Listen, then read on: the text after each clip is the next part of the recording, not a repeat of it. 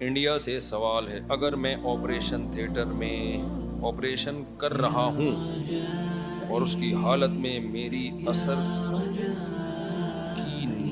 عصر یا مغرب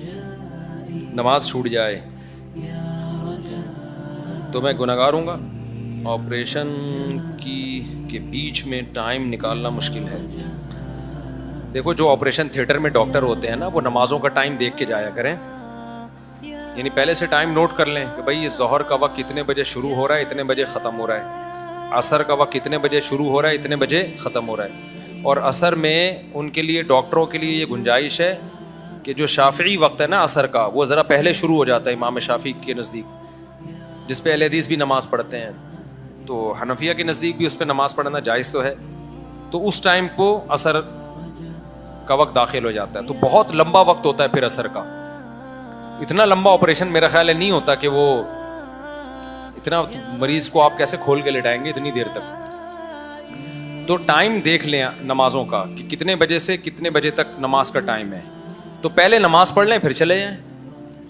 تو میرا خیال ہے پھر نماز قضا ہونے کی نوبت نہیں آئے گی۔ اب ڈاکٹر ٹائم دیکھے بغیر بس گھس گئے، اب ٹائم ظاہر ہے 10 منٹ رہ گئے، آدھا گھنٹہ رہ گیا، اس میں پھر شارٹ ہوتا ہے۔